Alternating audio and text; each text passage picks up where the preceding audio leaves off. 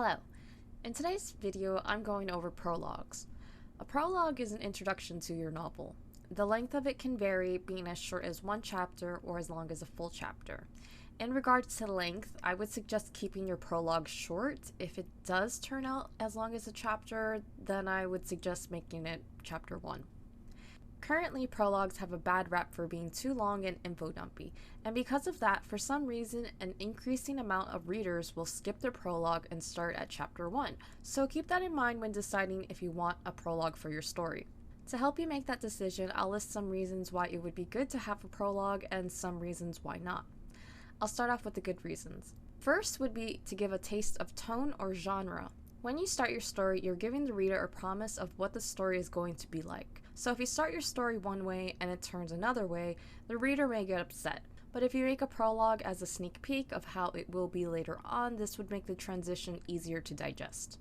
For example, let's say you're writing a story with a magic system, but for the first few chapters of the story, you deal only with the real world. You could write a prologue with magic in it to give the reader a sample of what's to come. Another good reason to have a prologue is to follow someone who isn't the main character. This applies if you're writing your story in first person or third person limited. And if you want to know more about the different POVs, you can check out the video that I made on that.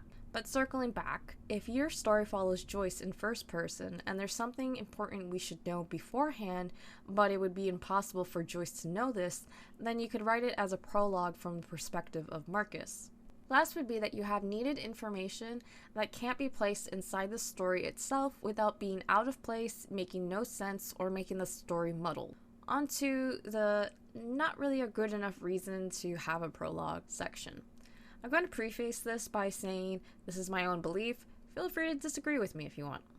A time skip. I don't think that's a good enough reason when you can easily just throw it in, because you can't decide what beginning to have. If you're thinking that you have two ideas for the beginning and you can't choose which one to use, then you decide to use both, one as a prologue and one as chapter 1, well, that sounds like a terrible idea.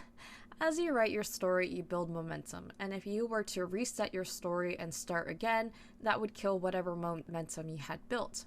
Resetting the reader is bad because A, it breaks immersion, B, it would bore or frustrate the reader, and C, you may end up pushing them to DNF the work. DNF means did not finish. I can't really think of any other reasons why you shouldn't have a prologue, and honestly, write whatever you want.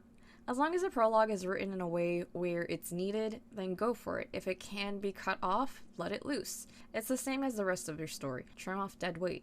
And I think that about covers everything I wanted to say about writing prologues. Thank you for taking the time to listen to my video. I hope it was helpful. Don't forget to wear sunscreen, and I hope to see you again. Bye for now.